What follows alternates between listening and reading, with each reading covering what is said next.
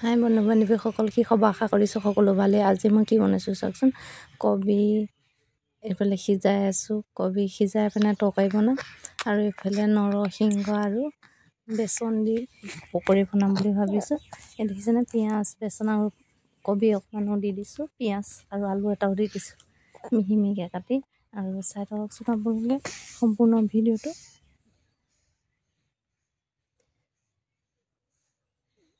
Video' কৰিবলৈ অসুবিধা হয় কাৰণ কি এইফালে ছোৱালীজনীও সৰু হৈ আছে নহয় জানো, সেইটো কাৰণে বোলো পটাপট অকণমান যিকণ পাওঁ আপোনালোকৰ লগতে শ্বেয়াৰ কৰোঁ। এইফালে কবি তৰকাৰীখিনি এনেকৈ বনাই লৈছোঁ, সিজাই লৈছোঁ। প্ৰথমতে সিজাই এনেকৈ বনাই ইয়াত দেখিছেনে বেচন লৈ লৈছোঁ। বেচন লৈ এতিয়া আৰু কি দি আছোঁ আপোনালোকক দেখাইছোঁ, আপোনালোকে চাই থাককচোন। অকণমান পিঠাগুড়িও দিব পাৰে এজনী, মই পিঠাগুড়ি অলপো দি দিছোঁ, তেতিয়া অকণমান মচমচীয়া ভাৱটো আহে।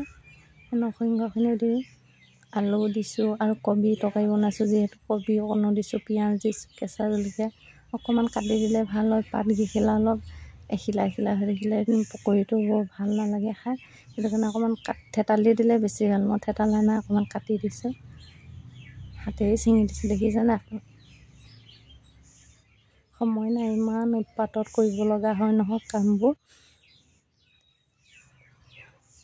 এনেকৈ খাইছেনে বাৰু আপোনালোকে? খাই চাবচোন, ভাল লাগে। আৰু খালী আলু দি বনায়ো খাই ভাল লাগে, খালী কবি দি বনায়ো খাই ভাল লাগে।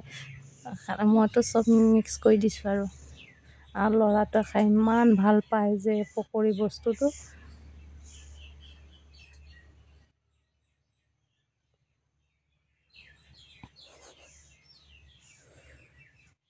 কেৰাহীত তেল দি দিছোঁ। কথাখিনি লাহে লাহে কৈছোঁ কাৰণ কি ছোৱালীজনী শুই আছে যে, সেইটো কাৰণে লাহে লাহে কৈছোঁ। অকণমান দি চাইছোঁ, তেলটো পকিলে